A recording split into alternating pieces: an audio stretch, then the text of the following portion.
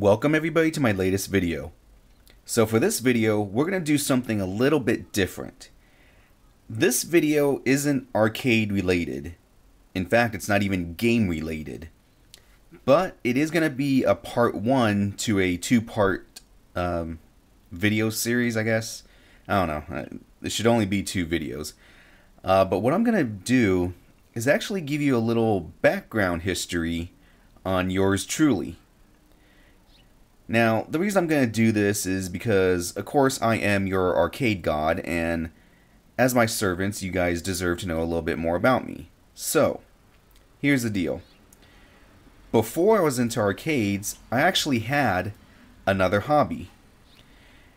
Now, just so you don't, spend the whole video looking at this wooden crate right here, I figured we're just going to look through this toy catalog again. And when you start hearing the story, you'll understand why we're looking through this catalog. Now, this part 1 video, you'll actually, lead into part 2, and, you should understand why the part 2 video, I got what I got, and I'm showing you what I got. Again, just a little history. And the other reason is because none of my arcade related videos are ready. They still need to be processed. So, here it goes. As I told you, I had another hobby before I was in arcades. And that hobby was, I actually was into collecting vintage 1980s toys. Now, I'm a child of the 80s. And the 80s were great. The designs... like the clothing, the cars, music videos, cartoons, and especially toys. I loved tons of cartoons and the toys that went along with them. So, of course, as any child, you wanted many, many, many toys, but you never really got them. For whatever reason. And, I was probably, junior high, not necessarily playing with toys, but enjoying the, the complexity of them, the designs, the engineering of them. So, of course, as a kid, you enjoy playing with them. But anyways, as I got older, I started going to swap meets, yard sales, and I would start seeing these old toys that, as a kid, I wish I had. And, of course, I never got them. So I would start seeing some classic toys, and, this is before the internet. So you'd see them, and it was like, wow, for a couple bucks? Alright. So I'd buy them, and I first started seeing a lot of these toys. And like I said, yard sales, swap meets, garage sales. And I started to think, you know what? It'd be pretty cool just to display these in my room. On my dresser, on some, what do you call those? God damn it, I have a brain freeze right now. Well, I am drawing a complete blank for the word I'm looking for, but anyways. I would see these toys, and a couple bucks, I would start buying them, just start displaying them. And of course, they weren't complete, they'd be missing things here and there. But, I would think, alright, pretty cool. And I get some stuff for the ladies there. So I would start collecting. And then, as I got older, I would start collecting new toys in addition to the older toys. And this would be like the Star Wars stuff that was re-released, McFarlane toys. I guess you wouldn't consider them toys, as they had very little articulation. The Spawn toys, some of the early stuff that looked really, really cool. So I collect those too, and I would just, again, display them. Well, of course it would get kind of expensive, but, you did what you had to do. Hey, He-Man bed sheets. Wow. And when it came to the toys that I would collect, the vintage ones, it would be anything that I missed from my childhood. Anything that I wanted or that I thought was cool and would be nice just to have. So it'd be Transformers, He-Mans, G.I. Joe, Visionaries, and Humanoids. What was it? Lone Star. All these other toys that maybe I even just had a slight interest in and I never got them, so I'd just buy them here and there. Now, it was pretty cool because as you would buy them, again, this is before the internet, you get them pretty cheap. People would just, alright, a quarter, 50 cents, $1, or the trash can. I think as a child I had that, or maybe it was later in life, can't remember. Stuff like this spider thing from Masters of the Universe. I found that in a box at a swap meet for like $3. Nowadays, I think that thing, well, I don't know how much it costs because I don't collect toys anymore, but when I did collect toys, this in a box, I think it was going for like $50 at least. So anyways, I started collecting all this stuff, getting it. And then as I got even older, you get a job, you have more money. I really had to narrow down what it was that I wanted to collect. And there were so many great items that I could collect. I remember Wuzzles. Oh, yeah, is that what they are? Wuzzles. So I decided just to start collecting one item. Now, I loved Transformers. Kind of weird we're not even looking at Transformers right now. But I love Transformers. I love the cartoon. I love the toys. As a kid, if I could only watch one cartoon and only have one toy, it was Transformers. A close second, right behind Transformers, was G.I. Joe. And behind that was probably Masters of the Universe. But anyways, Transformers was my thing. And I had a whole shitload as a kid. Not a lot, like some kids, but I do have memories of having Optimus Prime, the Devastator gift set, and even later as I got older, I still love watching the old cartoons and the toys. It was very, very awesome. So here I am, an adult, job, money to spend. So I decided, instead of collecting all types of toys, I'm just going to collect Generation 1 Transformers. Little side fact here, Omega Supreme was the first big Transformer I got. My uncle got it for me. But anyways, so, I started to sell off some of my other stuff, make money, and this is probably right about the time a joyous thing called the internet came about. I had heard about it, never really, used it, and it was actually the first time I used it was at work. My boss had it on his computer, and during lunchtime he would go out for lunch and he said, yeah, I could use the internet just to browse, and I did. And all the joys and wonders of the internet. It was amazing. I would, people would have pictures of their Generation 1 collections and this and that. So that intrigued me even more, and then eBay.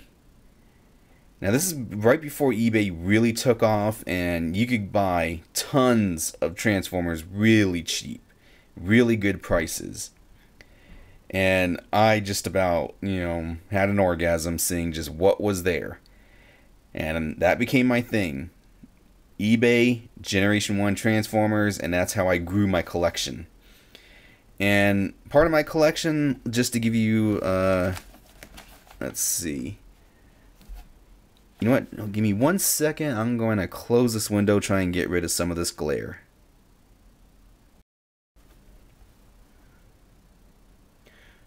Alright, that is much better. No glare.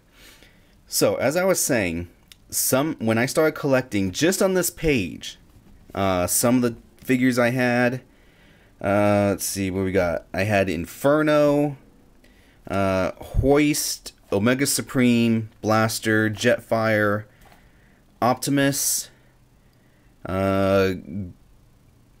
3 Dinobots, Soundwave, a bunch of his tapes, I had two Insecticons, these two.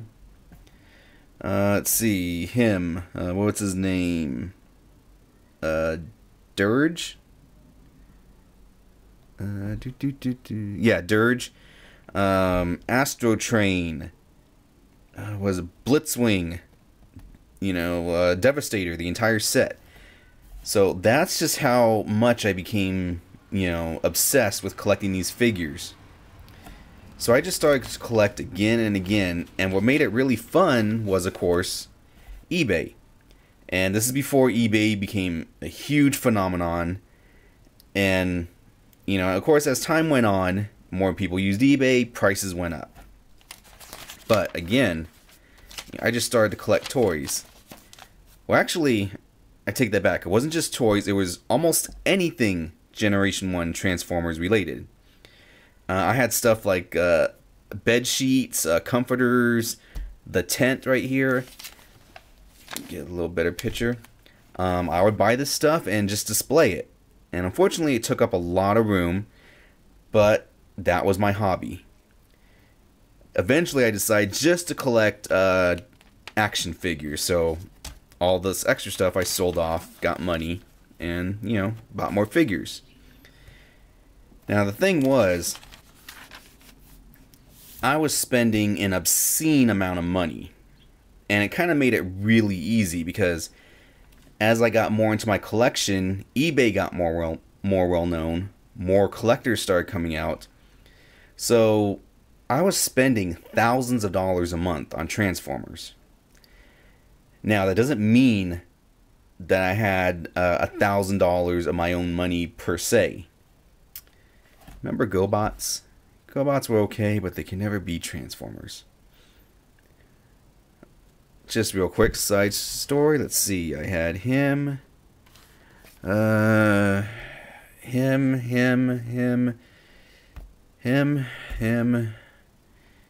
I had that thing. This Land Walker. I would sometimes try and pretend it was Star Wars. Was it AT-AT? Okay, but anyways, back to my story here. Where was I? I lost track. Oh yeah, I was spending lots and lots and lots of money. So I would, you know, buy something for $50, turn around, sell it for $100. Made a $50 profit. Or I would buy, you know, a bundle of toys and sell half of them just so I could get more money. I would maybe sell 2 or 3 things to get a $300 item, and then I would keep that and wait till it goes up in value, turn around, sell it for $500. But I would say I had at the very least $1,000 every month, constantly changing hands. You think it'd be a good idea for money laundering? Huh. I'm sure it's already happened. But anyways, I mean, I would get my credit cards. I would, you know, oh, I see a box transformer, really high price, put on my credit card. You know, and then I would keep that as my main part of my collection. I guess you could say it was almost like a business too, because I would buy, trade, and sell. I would have my own collection, and then I have the other stuff that I would buy just to clean up and turn around and sell. And the profits I made off what I sold either went to my collection or got reinvested into other figures. Sectars, I remember this. I had one. I think I was this guy. Got him at a garage sale. And I think that's when, yeah, I got that at a garage sale when the toys were new. Interesting. Sorry, I went off subject here. But where was I? So, you know, I had my collection that I was spending money on, and then I had the quote-unquote store, I guess you could say. And, you know, basically that was it. Buying, trading, and selling. Any more good stuff here? Let's try and get you guys to look at something good. I had everything from the Predacons, multiple combiners, and this is, you know, do any of you remember Galvatron? You remember his orange cannon? I can remember I bought one of those, just that little piece, and I bought it for like 60 bucks. Kept it for my Galvatron, because my Galvatron was complete except for that cannon. I found another one for I think 70 bucks. Bought it, turned around, sold it for $125. Can you believe it? A little piece of a transformer this big, and I sold it for $125. You know, and when I was collecting, this was at a time where, you know, everything was kind of new, and if you were a collector, it was almost like you see it, buy it. Nowadays, there's so many people selling, and prices fluctuate so much. You see something you need, you think, well, you know what? I'll just wait. A cheaper one will come along. Back then, that wasn't the case. I think the highest amount of money that I had exchanged in a single month was about $3,500. So that just tells you how deep I was into the hobby. And it made it easy to keep buying. You know, now I'm in the arcades, and I usually try and wait until I find a really good deal. And that's because the resale value of arcades can be really tough. You have to find that perfect buyer, and your market is very limited. Generation 1 and Transformer collectors and vintage toy collectors, there's so many of them. It was very easy. I would find something on eBay that, let's just say, it was $100. Buy it now. I would buy that sucker now, and even if I didn't have the money, I would just use my credit card, because I knew that I could turn around, sell that $100 item for $200 easy. And I did that many, many times. So, yeah. Transformers, money exchanging hands, PayPal, all that I was into really, really hardcore before arcades. Now, the thing about Transformers, and this is where we're going to kind of lead into the second video. Transformers were awesome. But for those of you who collected them, and for those of us who remember playing with them, although they were cool, you did have to admit that sometimes the design of the figures just wasn't true to the cartoon series. And of course, the toy companies, you know, you're probably thinking, well, why didn't they design it better? Well, they have profit margins to consider. And they had to design a toy that represented as close as they could to the cartoon, while at the same time still being able to sell the toy and make a profit. And if you remember, Transformer toys, when they first came out, some of the smaller figures were $5. Some of the bigger figures were $15, $20. Some of the massive giant combiners were, you know, $50, $75 in extreme cases, I think. Maybe even $100. You know, and it was kind of weird to have your Devastator be just, you know, around the same size as your Generation 1 Optimus Prime. But I still love the toys, and I'm sure many people did. And as a collector, you know, I enjoyed still collecting them. Oh, Voltron. This guy, the big giant robot, it was how many pieces? 1, 2, 3, 4, 5, 6, 7, 8, 9, 10, 11, 12, 13. I think it's 15 pieces. I remember I collected them at swap meets and garage sales. Bought it piece by piece. Anyways. Where was I? Oh yeah. Side note.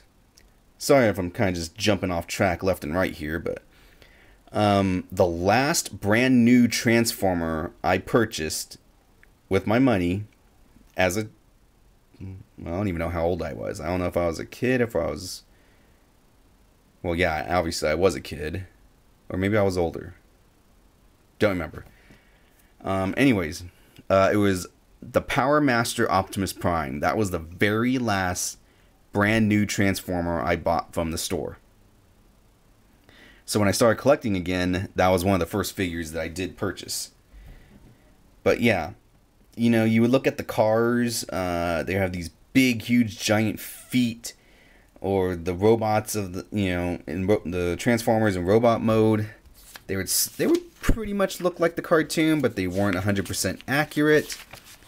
And again, you know, yeah, it did suck, but you still enjoyed the toys. Clothes. Nobody wants clothes as a child. Are they crazy? You got anything else over here? Yeah, we'll just look at some guns. So, there I'm collecting Transformers, spending lots and lots of money. And to give you an extent of my collection, it first started off in my room. Then it moved into my living room. I'm living on my own. It's in my living room. Let's see. Then it went to other parts, like in a little bit of in the hallway. But I mostly tried to, leave it towards the living room. And it's weird. I did have roommates at the time. I rented out 2 rooms in the house I was living in. And, side note, I had 2 female roommates. They were awesome. They were the best roommates ever. They didn't talk to me all that much, and they paid on time. And I didn't have to deal with any drama. Anyways, lots of money exchanging hands. I had Fortress Maximus in the box. The box alone, the styrofoam for the box, I paid like $125 for. I had Scorponok. Scorponok's head, Lord Zarok, is that his name? I think if I remember correctly. Paid like $75 for that. I had just about all the Generation 1 combiners. I had boxes. I had styrofoam inserts. I had cardboard and plastic inserts. All the Dinobots. I had a huge, huge collection. Now, unfortunately, I never took any pictures. Why? Well, we'll just start at the beginning here. Basically, as I was collecting, I was just barely into the internet. And, I never thought I'd need to take pictures or to display or anything like that. And just never thought about it. So, I didn't. But yes, I had tons of Transformers. Well, the funny story is, one day, for whatever reason, I don't know why, I just lost interest. And I think because it became almost like an obsession, where I was just purchasing and, I would have data spreadsheets of what I spent. I had very detailed records, my outgoing money, ingoing money, percentage of profit going towards my collection, percentage of profit going to reinvestments. I probably would have made a damn good banker. I was just so far into it and became so obsessed, and I don't know, maybe it just wore me out, but it's just one day I just completely lost interest, and it was weird. And I thought, well, maybe it's just, I don't know, stars aren't aligned right.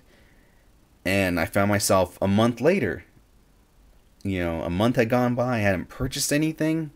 I haven't even thought about anything. Didn't log into eBay. Nothing. So that's when I knew that for whatever reason, I just completely lost interest. And I had no regrets. But I didn't even get enjoyment out of seeing what I had in my collection anymore. It just, I don't know. So I decided to sell my entire collection in one single shot. There was a few figures I sold individually because I knew I could get lots and lots of money for them.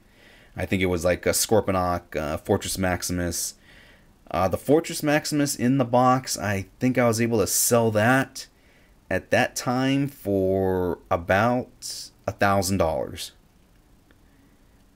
The Lord Zarok or Scorponok, I think that was $800 or $900. So I did sell a few figures individually, but everything else I just sold in one complete shot.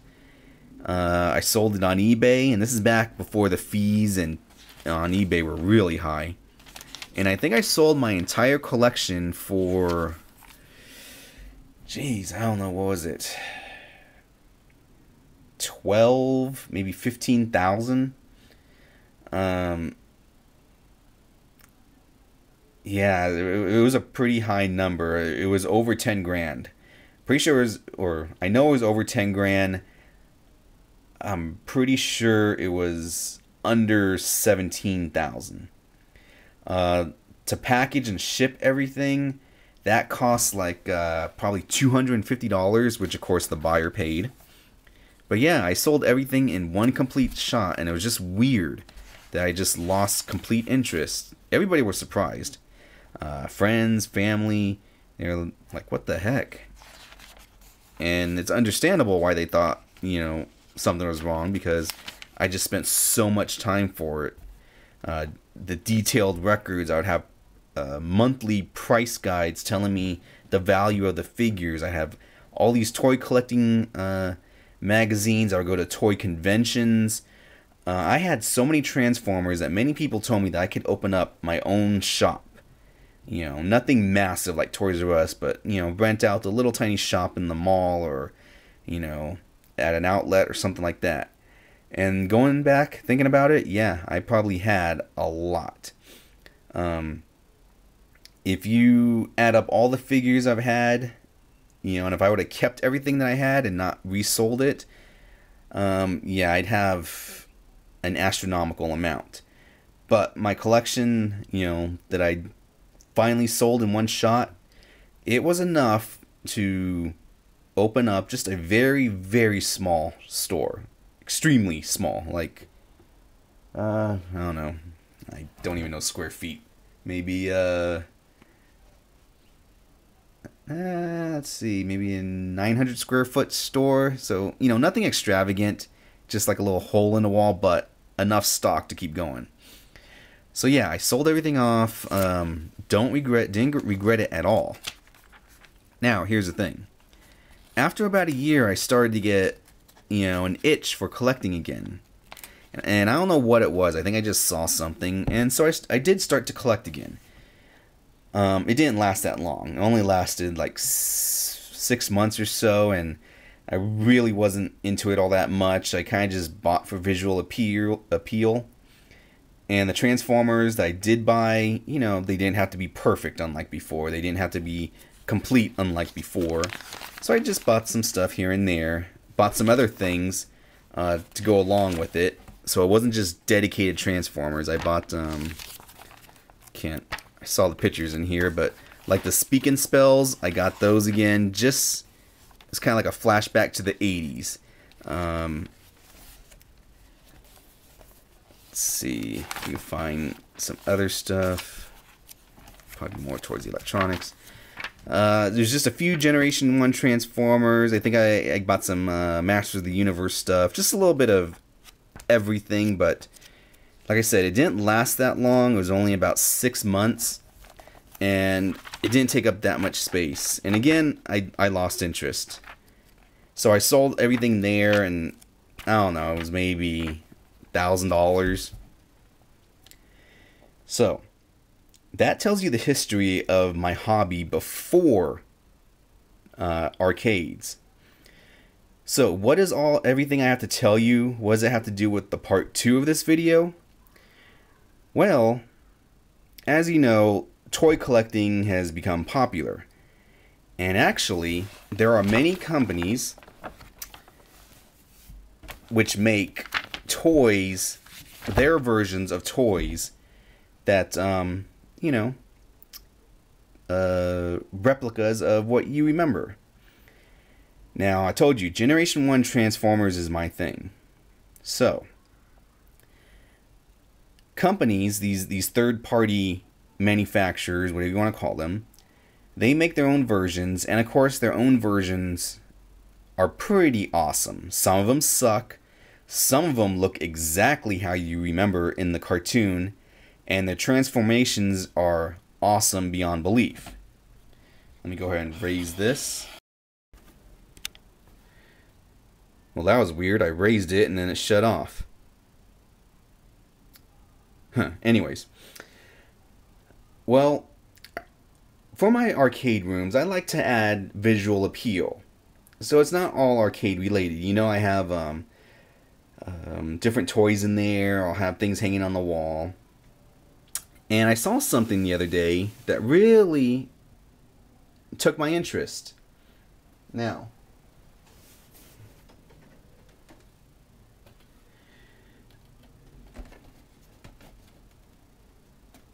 I saw this.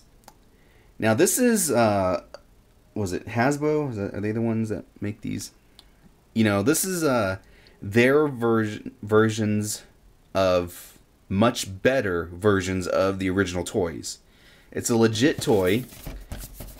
Coincident or oddly, part 2 video is not going to be about this toy. But you can see Grimlock right there, and he's more detailed than the original Generation 1 Grimlock. You can see him right there in dinosaur mode, and he's much better than the Generation 1. Now this thing is pretty expensive. You can't buy it anymore. When it was at Toys R Us, it was like $60 or $70. I bought this on eBay. I paid $100 for it. And as awesome as these things are, and excuse me for a second, I had something in my throat. This is basically, let's see, can you see it? I don't know, you probably can't see it, but right up there it says Masterpiece. So that's what these bigger detailed Transformers are. They're called Masterpiece Transformers. And they have Japanese ones as well as, you know, the American versions. Well, as awesome as these are, there's still those third-party companies which make their visions of Masterpiece Transformers. And they even make them for characters that have not been released yet by Hasbro, or who the hell does make this? Yeah, Hasbro. So, you know, these other characters, they may never get released by Hasbro for a Masterpiece, so these other companies make them. Now, they are expensive. They are very expensive. And the part 2 video